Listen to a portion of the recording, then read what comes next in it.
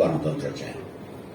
তার মানে হচ্ছে আমাদের সমতলের বাঙালি অবাঙালি জনগোষ্ঠীর সঙ্গে পাহাড়ে বসবাসকারী বাঙালি অবাঙালি জনগোষ্ঠীর কতগুলো রাজনৈতিক সাংস্কৃতিক ভাবে পার্থক্য আছে এবং সামাজিক সম্পর্কের মধ্যে রাজনৈতিক রাষ্ট্রীয় সম্পর্কের মধ্যে পার্থক্য আছে। এগুলো খুব স্বতন্ত্রভাবে মেধার সঙ্গে নিষ্ঠার সঙ্গে লক্ষ্য করা দরকার। আচ্ছা, আমি প্রথমেই আসবো যে যদি একটা ফ্যাসিবাদী ব্যবস্থার বিরুদ্ধে একটা গণতান্ত্রিক ব্যবস্থার আকাঙ্ক্ষাকে আমরা মর্যাদা দেই, তাহলে যে সংবিধানে যে সংস্কারের কথা উঠেছে সেটা তো এক নম্বরের কাজ তৈরি হয়। কেন? বাংলাদেশে যে সংবিধান এই মুহূর্তে বিদ্যমান আছে তা অন্তর্গতভাবে অগণতান্ত্রিক। আমি বরাবর এটাকে লিখেছি, 15-16 বছর আগের লেখা আমার বই আছে, যে কেবলমাত্র নির্বাচন হলেই আপনার গণতন্ত্র হয় না, যদিও নির্বাচন ছাড়া গণতন্ত্রের প্রথম পদক্ষেপ দেওয়া যায় না। ফলে এটার মধ্যে একটা ডায়ালেকটিক্যাল রিলেশনশিপ আছে, সেটা আমরা কিভাবে নিষ্পন্ন করবো একটা ভিন্ন আলোচনা।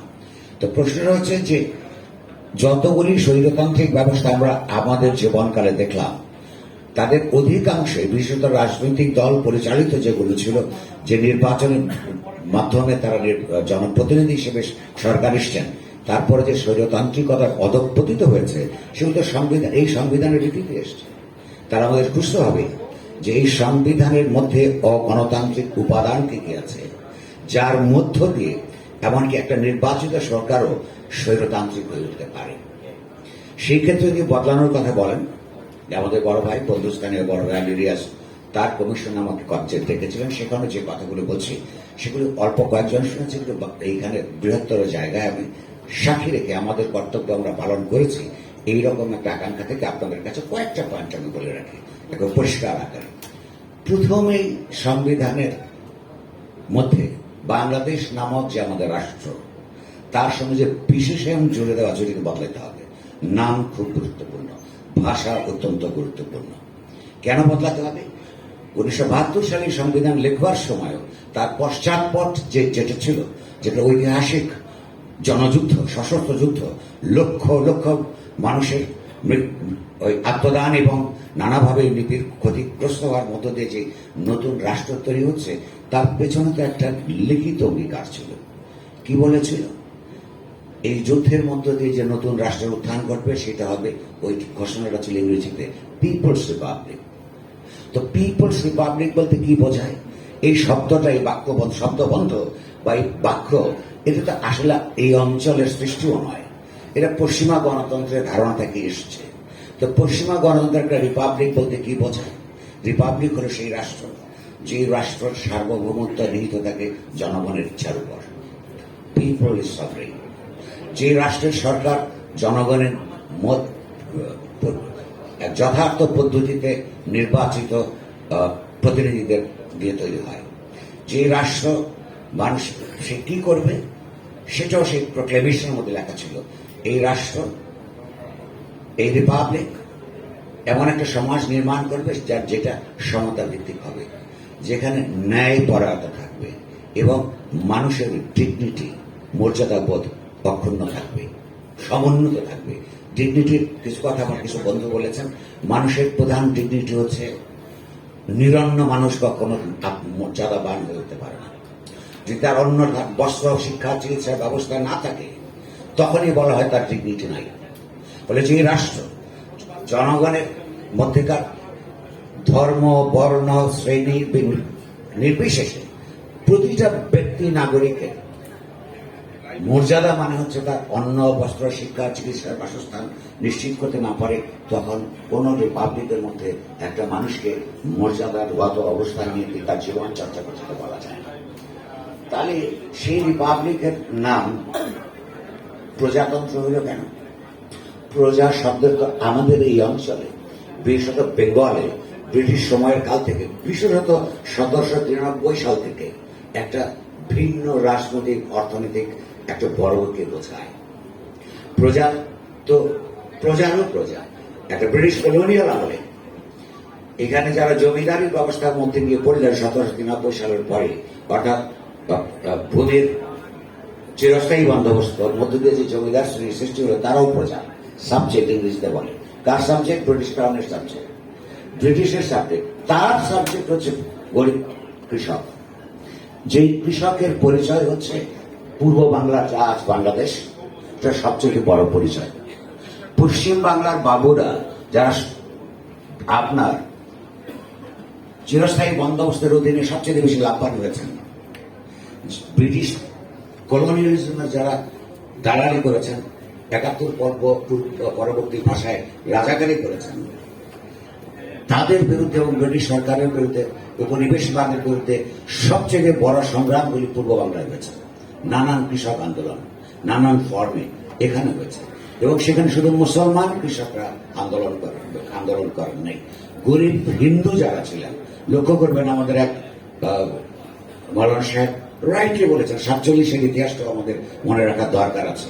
১৯৪৬ সালের নির্বাচনে মুসলিম লীগ যখন জমিদারি ব্যবস্থা বাতিল করবে ঘোষণা দিয়েছিল, তখন কিন্তু এই এলাকার গরিব মুসলমানরা মুসলিম লীগকে ভোট দিয়েছিল। সেই গরিব মুসলমানদের সঙ্গে তফসিলি ফেডারেশন, যারা গরিব হিন্দু, তারা মুসলিম লীগকে ভোট দিয়েছিল।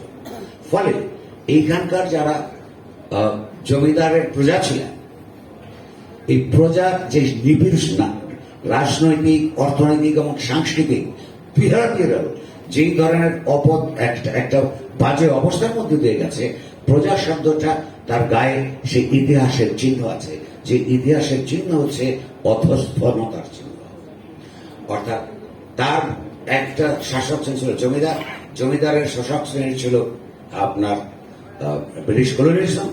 এই তস্য অধঃস্থনতার পরিচয় সহ বাংলাদেশের যারা আধুনিক গণতান্ত্রিক রাষ্ট্র প্রতিষ্ঠা করবার জন্য সশস্ত্র যুদ্ধ করল, হাজারে হাজারে লাখে লাখে মরল, তাদের এই নতুন রাষ্ট্রে তাদের নাম হবে প্রজা স্ট্যাটাস।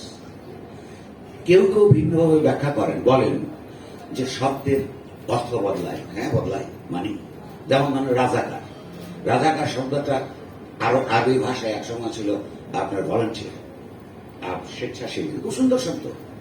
কিন্তু এই জামাত ইসলামী এবং তার দোসররা আমাদের সশস্ত্র স্বাধীনতা যুদ্ধে একটা আগ্রাসী শক্তি, হানাদার বাহিনীকে আমাদের স্বাধীনতার আকাঙ্ক্ষার বিরুদ্ধে লড়াই করতে গিয়ে যে সহযোগিতা করেছিল, সেইটা তো আজকে মির্জাফরের মতন ওইরকমটা নামে অতর্কিত হয়েছে রাজাকার। সুতরাং শব্দ বদলায়, এটা যেমন সত্য, শব্দের অর্থ বদলায়, আবার শব্দের গায়ে ইতিহাসের চিহ্ন থাকে, যেমন প্রজা শব্দের মধ্যে আছে। এটা একটা অধস্তন পরিচয়। ফলে আজকে যখন এই যে শিক্ষার্থী জনতার আন্দোলনের মধ্যে যারা নেতৃত্ব দিয়েছেন, যারা অংশগ্রহণ করেছেন, তারা প্রত্যেকেই বলছেন, অন্তত আমি যেটুকু দেখেছি, যে এত বড় আন্দোলনের মধ্যে দিয়ে আসা জাগ্রত হয়েছে, সেই জাগ্রত আকাঙ্ক্ষা হচ্ছে ১৯৭১ সালের স্বাধীনতার যুদ্ধে যে আকাঙ্ক্ষাগুলি জাগ্রত ছিল, যে সমস্ত প্রণোদনা, যে সমস্ত চেতনা এর পেছনে জাগ্রত ছিল, গরিব মানুষের রাজনৈতিক অর্থনৈতিক মুক্তি এবং মানবিক মর্যাদা প্রতিষ্ঠা করার সমাজের প্রত্যেকের একটা সমতা ভিত্তিক সমাজ, যে তারই অংশ ধারাবাহিকতা হিসেবে এই গত স্বৈরতন্ত্র বিরোধী ফ্যাসিবাদ বিরোধী একটা সংগ্রাম সেখানে সফল হয়েছে। ফলে তাই যদি হয়, এবং তা না হওয়ার কোনো কারণ নাই, আমরা মিছিলের স্লোগানের মধ্যে, দেয়াল লিখনের মধ্যে আগেই বলেছি, আমরা সেগুলো দেখেছি।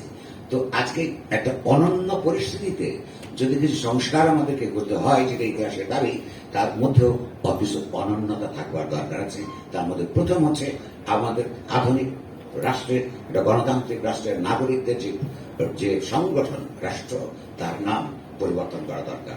এটা কি নাম পরিবর্তন করা দরকার? আমি নিজে অনেক বছর থেকে বলছি, ইতিমধ্যে রয়েস রিপোর্টসটা বলছে, পিপলস বলতে এই পিপল কারা? যেই জনগণ যুদ্ধ করেছে, যেই জনগণ আবার ২০২৪ লড়েছে। আপনি লক্ষ্য করুন, এই যে মধ্যবিত্ত সমাজ থেকে আসা যে শিক্ষার্থীরা, তারা এটা নেতৃত্ব দিয়েছেন, অসম্ভব রকমের ত্যাগ স্বীকার করেছেন, কিন্তু তার পাশের সঙ্গে যারা লড়েছেন তার অধিকাংশ গরিব মানুষ। সেই গণতান্ত্রিক বাংলাদেশ হতে হবে।